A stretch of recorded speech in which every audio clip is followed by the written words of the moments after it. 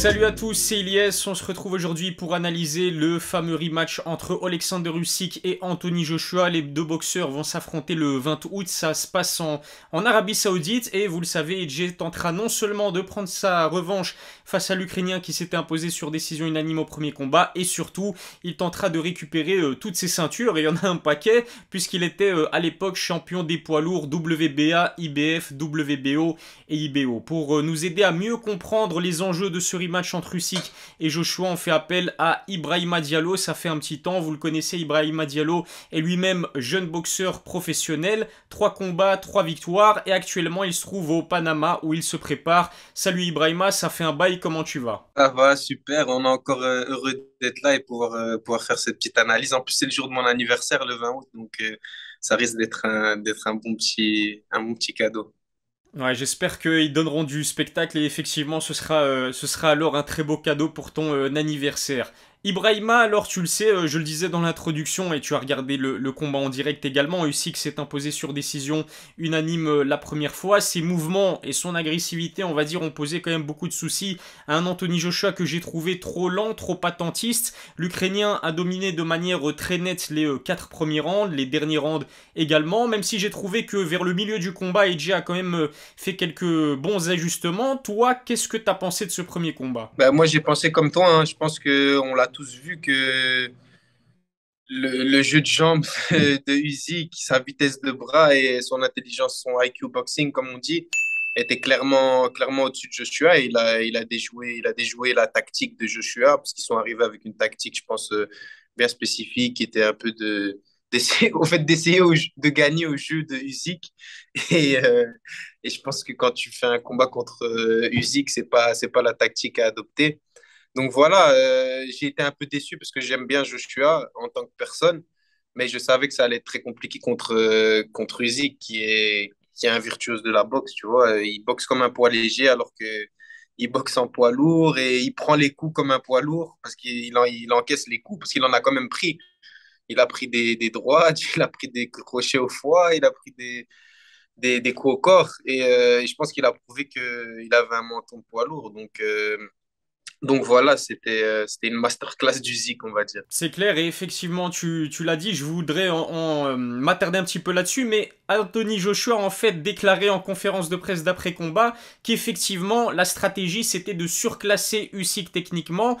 Je vais te faire répéter un petit peu, mais c'est vrai que c'était une très grosse erreur de la part de d'AJ. Bah ouais, je pense que même pour lui, quand tu connais tes qualités, je pense que quand tu es un boxeur de la trempe d'Anthony Joshua, tu connais tes qualités, tu connais les qualités de ton boxeur, et tu sais enfin de ton adversaire, je veux dire, et tu sais que il y a certaines choses que tu peux pas atteindre. Moi, par exemple, je sais que il y a certaines choses, je pourrais pas être plus puissant qu'un adversaire qui est surpuissant, tu vois. Donc là, niveau technique, je connais aucun poids lourd qui est aussi technique que Usyk. Il a tout. Il a les feintes, il a la préparation d'attaque, il a les esquives, il a le sens de la boxe, il sait où se déplacer, comment mettre ses coups.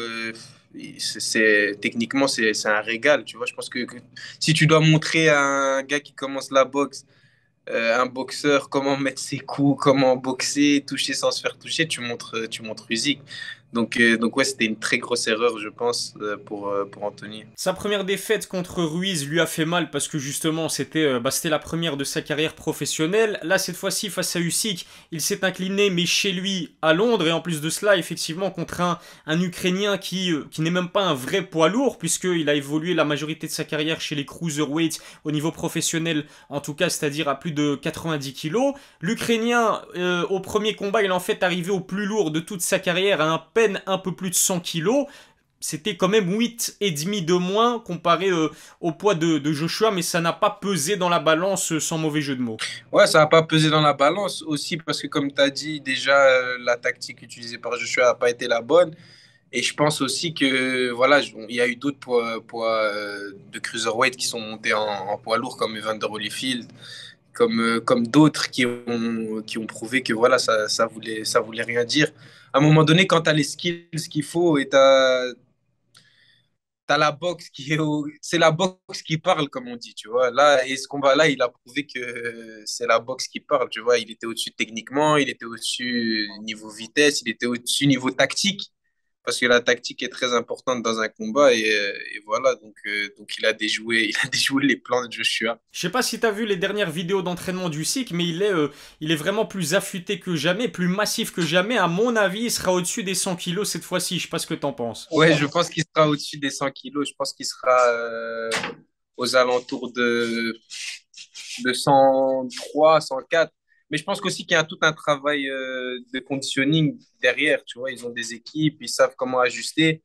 Et je pense pas qu'il est perdu en vitesse ou autre. C'est calculé à ce niveau-là. Je pense ils ont tout ce qu'il faut pour y arriver, tu vois. On va encore un petit peu parler de poids, mais c'est vrai que pour venger sa première défaite contre Ruiz, Joshua est arrivé un peu plus léger, il a boxé un peu plus intelligemment. En tout cas, c'était pas le style qu'on avait l'habitude de voir de la part de Joshua. Il a énormément utilisé son jab, il se déplaçait au maximum sur le ring, ce qui a, ça a porté ses fruits puisque il a donc vengé cette défaite contre Ruiz. On sait que Usyk, c'est un boxeur qui est totalement différent par rapport à Andy Ruiz. Quels ajustements est-ce qu'AJ doit effectuer cette fois-ci pour pouvoir venger sa défaite contre l'Ukrainien? Bah déjà, je suis sceptique parce que ça va être compliqué, tu vois. Comme je t'ai dit, il y a vraiment beaucoup de différences. Moi, je trouve, en tout cas, au niveau technique et tactique. J'espère que le changement d'entraîneur et tout ça va faire que AJ va trouver des solutions. Mais je pense que déjà, la première solution, c'est d'être un peu plus agressif qu'au premier combat. Enfin, agressif, on comprend, ça veut dire genre de moins peut-être attendre, regarder, être un peu plus dans la prise de risque, je pense. Parce que je pense que la seule solution qui est là, c'est de mettre KO Usyk parce qu'au point, je vois pas qui peut battre Usyk au point dans cette catégorie, à part peut-être Tyson Fury. Mais, mais voilà. Donc, je pense que c'est la tactique à adopter, c'est de travailler vraiment directement et pas regarder, tu vois. Parce il a beaucoup regardé, il a beaucoup observé, essayé de trucs. Et il faut aussi qu'il arrive à gagner cette bataille du jab, parce que quand tu regardes le premier combat, tu vois que cette bataille du jab, elle a été complètement perdue par Joshua, tu vois. Il était à chaque fois deuxième. Et Usyk a montré l'importance aussi du jab sur ce combat. Ce qui est très intéressant à savoir avant ce rematch, c'est que effectivement Tony Joshua, il a décidé de changer d'entraîneur. Il n'est plus coaché par Robert McCracken qui était son coach de toujours. Cette fois-ci, il a décidé d'engager l'Américain Roberto Garcia, qui est un ex-champion du monde des poids plumes, qui s'est occupé d'énormément de boxeurs, notamment Marcos Maidana ou encore Nonito Donaire. Est-ce que c'est une bonne décision de la part du Britannique? Franchement, moi, je sais pas si c'est une bonne décision, mais je sais qu'en tout cas, la philosophie de boxe de Roberto Garcia, le frère de Mickey Garcia, on connaît le style de Mickey Garcia, on connaît le style de Roberto Garcia en étant boxeur. C'est un style un peu à la mexicaine, tu vois, toujours vers l'avant, très agressif, des bonnes préparations d'attaque avec des bons coups au corps. Donc, je pense que ça peut être une bonne tactique. Après, un boxeur n'est pas l'autre. Je veux dire, il a eu Marcos Maidana, il a eu Nonito Donaire, c'est deux styles complètement différents. Nonito Donaire, c'est un gars qui a un gros bagage technique. Marcos Maidana, c'est plus un gars qui travaille sur ses qualités, qui était la frappe, un peu truqueur, qui envoie des coups qui font très, très mal. Donc voilà, après, Joshua, il a ses qualités. Je pense que le fait de travailler avec Roberto Garcia, ça va l'aider. Et je pense qu'une des clés aussi, ça va être le travail au corps, parce que ici, qu'il est toujours en mouvement. Et s'il arrive un peu à le toucher au corps, ça peut peut-être un peu bloquer ses jambes. Ça peut peut-être, j'ai bien dit, parce que je veux pas trop m'avancer sur ça. Mais voilà. Donc je pense que c'est une bonne chose de changer d'air aussi, d'apprendre de nouvelles choses. Et on voit que Joshua, c'est un gars qui est en perpète, enfin, il veut toujours progresser, il veut toujours apprendre quelque chose. Les deux défaites de la carrière professionnelle d'Anthony Joshua face à Ruiz et Usyk, elles se sont faites contre des boxeurs plus petits que lui. J'ai toujours entendu dire que c'était très difficile pour un grand boxeur d'aller bousculer un petit. En tout cas, c'était plus difficile pour un grand d'affronter un petit que l'inverse. Pourquoi en fait? À quoi c'est dû, Ibrahima, toi qui fais 1m84 et qui est assez grand pour ta catégorie? Bah, ça dépend en fait. Je pense que ça dépend aussi de ton style de boxe.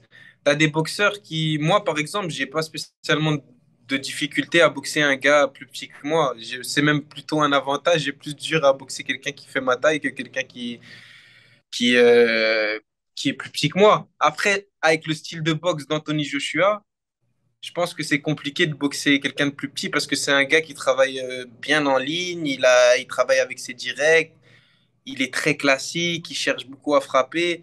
Et je pense que c'est plus avantageux pour lui de boxer quelqu'un de sa taille ou quelqu'un un peu plus grand qu'un gars plus petit parce que le gars plus petit, va falloir un peu reculer, être un class back, comme on dit, un peu à la Mohamed Ali. Mais aujourd'hui, à part Tyson Fury, je connais pas un poids lourd qui sait faire ça. Donc ouais, c'est compliqué, ça dépend de ton style de boxe. Comme j'ai dit, tu as des gars, on voit Tyson Fury, c'est quelqu'un qui il met tous ses adversaires dans le vent, il sait reculer. S'il veut, il peut avancer aussi. Et voilà, je pense que Joshua, il est un peu plus compliqué. Il avait réussi à montrer quelques belles choses face à Ruiz, mais il n'a pas la même fluidité, le même jeu de jambes, la même explosivité sur les mouvements qu'un Usyk ou qu'un ou qu'un Tyson Fury. Quand tu vois Usyk, je veux dire, il est plus petit, mais pourtant il va reculer et il va faire venir Joshua vers lui et arriver à le contrer. Donc, euh, donc voilà, ça dépend de ton style de boxe et de tes aptitudes aussi de boxe. Très intéressant, franchement, analyse très intéressante, Ibrahima. Il me reste une dernière question à te poser avant de passer au pronostic, hein. Tu vas pas y échapper, moi non plus. Je donnerai d'ailleurs en même temps mon pronostic pour ce rematch. Est-ce que tu penses que la victoire, finalement, elle est obligatoire pour Anthony Joshua? Parce que si Anthony Joshua perd, il risquerait peut-être de perdre définitivement sa crédibilité chez les poids lourds. Qu'est-ce que t'en penses? Non, moi je pense pas que c'est fini. La boxe en Angleterre, c'est pas la boxe en Belgique ou la boxe en France. Je veux dire, je pense que s'il perd demain, il aura encore des chances. Il y a d'autres poids lourds anglais. Il peut faire des grosses confrontations anglais-anglais. Il y a Joe Joyce qui arrive. Il y a Daniel Dubois. Tyson Fury s'il veut reboxer. Il y a Deontay Wilder. Faut pas l'oublier. Donc je pense que même s'il perd, c'est pas fini pour lui. Mais voilà. Après, je pense que plus personne le considérera comme comme le meilleur poids lourd. Et je pense que même aujourd'hui, les gens savent que Joshua, c'est pas le meilleur poids lourd actuel. Merci Ibrahima pour ton analyse. Comme promis, on va passer maintenant au pronostic. Comment est-ce que tu vois ce rematch se dérouler? Moi, je vois ce rematch se dérouler. J'aime Joshua, j'aime bien la personne, mais je vois une victoire de Usyk au point, avec, euh, avec peut-être un knockdown. Mhm. D'un côté ou de l'autre, je j'ai pas envie de m'avancer, parce que je pense que Joshua va prendre un peu plus de risques. Donc, ça se peut qu'il arrive à knockdown Usyk ou inversement. Mais je vois au final une victoire d'Alexander Usyk au point avec toujours sa tactique qu'il a toujours utilisée, que ce soit chez les cruiserweight ou autre. Je pense que c'est ça la boxe, hein, toucher sans se faire toucher, varier les angles, feinter, préparer ses attaques. Donc ouais, c'est ça mon pronostic, une victoire de Usyk au point. Malheureusement. Pour ma part, je pense, je suis pas sûr, mais je pense que ce soit Usyk ou Joshua qui l'emporte, ce serait infini. Je vois pas le combat aller jusqu'à la décision. Mais perso, j'ai envie de me mouiller au max parce que j'aime bien aussi Anthony Joshua et je vois une victoire d'AJ sur KO dans le sixième round. Allez, rêvons un petit peu. Victoire d'AJ par KO au sixième round. Non, tu prends des risques, c'est bien, c'est bien. Moi, je sécurise le truc. Voilà. Donc ouais, je pense que c'est possible parce que comme je t'ai dit, moi, je vois un knockdown dans le combat. Après, un knockdown, ça peut ne pas se relever. Mais voilà, je pense que Edgy va prendre des risques. C'est un champion, il a envie de récupérer ses ceintures. Il va prendre des risques, mais maintenant, je pense au fait, on sous-estime un peu le menton de Usyk. Je pense que c'est quelqu'un qui encaisse les coups, que même si demain il prend une bonne droite de AJ, il peut se relever. Il a une nuque comme ça, il a pris des coups. Moi, j'ai vu des combats à lui, que ce soit en WSB, c'était un peu. C'est entre l'amateurisme et le pro, c'était des combats. Lomachenko a fait plein de combats aussi WSB avant de passer pro. C'est pour ça qu'il a fait directement son championnat du monde à son deuxième combat. Donc moi, je pense pas que Usyk sera KO, mais voilà, chacun son avis.